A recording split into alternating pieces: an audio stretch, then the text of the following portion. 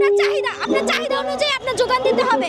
আপনার চাহিদা মনে করেন আছে হচ্ছে আপনার লাগবে 3000, তো সেই জায়গায় আপনি 5000 লোক আপনি রাখেন, স্টকে রাখেন। এনে এসেছি 3 বছর যাবত। মূলত আমরা কোরিয়ান লটারি ধরেছিলাম। লটারিতে তো সবার নাম আসে না, তো আমাদের নাম এসেছিল, যার কারণে আমরা এই লাইনে এসে ভাষা শিখেছি।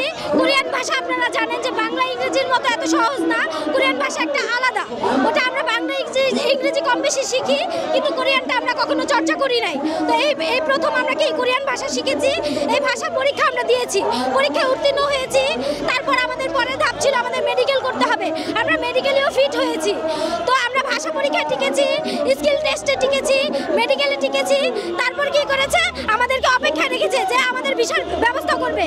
আর এই সময়টার মধ্যে 2022 সাল থেকে 25 সাল পর্যন্ত অসংখ্যবার আপনার সার্কুলার দিয়েছে, সার্কুলার দিয়ে লোক জড়ো করেছে। এই লাইনে অনেক স্টুডেন্ট নিয়েছে। ধরেন আপনার চাহিদা অনুযায়ী আপনার যোগান দিতে হবে। আপনার চাহিদা মনে করেন আছে হচ্ছে আপনার লাগবে 3000, তো সেই জায়গায় আপনি 5000 লোক আপনি রাখেন, স্টকে রাখেন, যোগান রাখেন 5000 লোকের, কিন্তু আপনি তো 20000 লোকের যোগান রাখতে পারেন না, তাই না?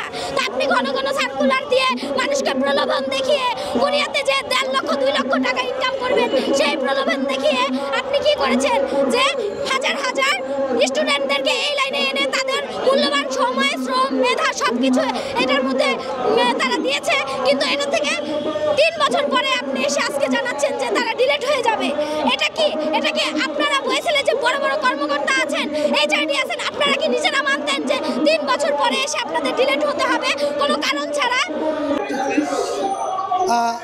আমাদের যেই মানববন্ধন কর্মসূচি এখন চলছে, আমাদের 9 দফা দাবি যদি ওনারা বাস্তবায়ন না করে, আমাদের এখন পর্যন্ত ইচ্ছে হচ্ছে এবং আমরা আশা রাখি আমাদের যে 9 দফা দাবি সেটা নিয়ে আমরা স্মারকলিপির মাধ্যমে প্রধান উপদেষ্টা বরাবর যাব, ওনাকে আমাদের দাবি দাবা সংক্রান্ত বিষয়গুলো জানাবো।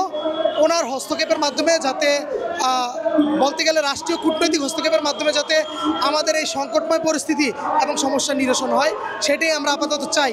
যদি আমাদের দাবি না মানা হয়, ভবিষ্যতে কি কর্মসূচি করব সেটা মাঠ পর্যায়ের ইপিএস কর্মীরা সিদ্ধান্ত নেবে।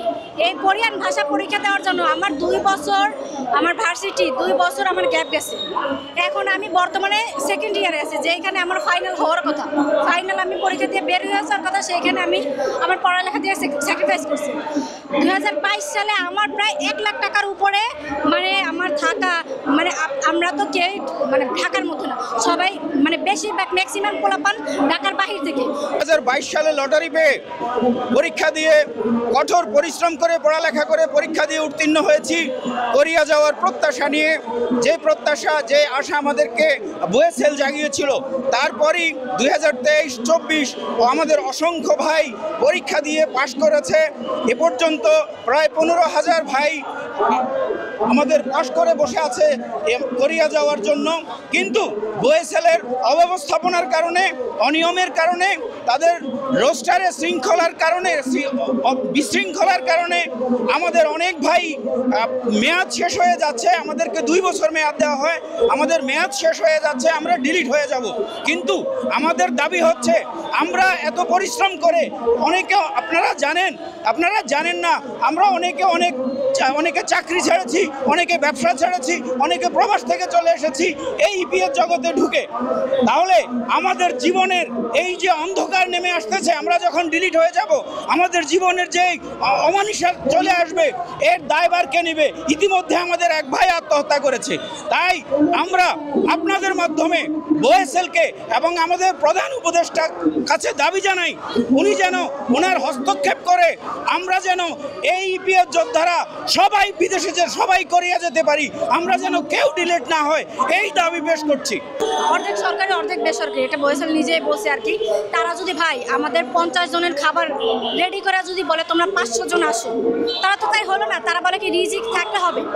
ভাই রিজিকের আপনি কোথায় দেখলেন? রিজিকে থাকলে কোথায় না হবে? যদি আমি লটারিতে আমার নামটা না আসতো তখন আমি রিজিক। 70 থেকে 80 জন, 80% মানুষ কোরিয়াতে যাওয়ার আগ পর্যন্ত কোনো রকমের সার্কুলার দেওয়া যাবে না। 2024 সালে 3 থেকে 4 বার সার্কুলার দিয়ে তারা হাজার হাজার পোলাপান রোস্টারে ঢুকাইছে। সে তো দেখতেই আছে ইস্যু ভিসা হইতেছে না। তারপর কেন তারা এত সার্কুলার দিবে? কেন এত মানুষ ঢুকাবে? বিসমিল্লাহির রহমানির রহিম। আসসালামু আলাইকুম। আজকে আমরা প্রেস ক্লাব অভিমুখে দাঁড়ানোর একটাই কারণ, ইপিএস এর মাধ্যমে, বুএসএল এর মাধ্যমে, এইচআরডি কুরিয়ার মাধ্যমে যে সমস্ত শ্রমিকগণ বাংলাদেশ থেকে দক্ষিণ কোরিয়ায় গমন করে তাদের দীর্ঘদিন রোস্টার থাকার কারণেও ডিলেট হয়ে যাচ্ছে। 3 থেকে 4 বছর অপেক্ষা করার পরও ইস্যু হচ্ছে না। আমাদের সিস্টেমটা হচ্ছে লটারিতে 1 লক্ষর মধ্যে পার্টিসিপেট করে 20,000-এর মধ্যে আসতে হয়, ওইখান থেকে 5,000-এর মধ্যে আসতে হয়, ওইখান থেকে রোস্টারে 2 থেকে 3,000 লোক আসে। এখন ওই 2 থেকে 3,000 লোক সিলেক্ট হওয়ার পরে 2 বছর অপেক্ষা করার পরও কারো ইস্যু হচ্ছে না। এই ইস্যুর পিছনে কারা কাজ করতেছে? বুএসএল হচ্ছে একটা সেন্ডিং এজেন্সি, এই সেন্ডিং এজেন্সির সাথে কাজ করে এইচআরডি কুরিয়া, এইচআরডি কুরিয়ার সাথে কাজ করে দক্ষিণ কোরিয়া, দক্ষিণ কোরিয়ার যারা শ্রম মন্ত্রণালয় আছে ওনাদের সাথে এইচআরডি কুরিয়ার কাজ করে বুএসএল এর মাধ্যমে বিদেশে কর্মী পাঠায়। তো সেই কর্মীটা, আমাদের যে কর্মীবৃন্দ এখানে উপস্থিত আছে, ওনারা 2 থেকে 3 বছর অপেক্ষা করার পরেও ডিলেট হয়ে যাচ্ছে, ইস্যু হচ্ছে না। তো আমরা এখানে আজকে দাঁড়িয়েছি আমাদের আর কোনো ভাই যাতে ডিলেট না হয়।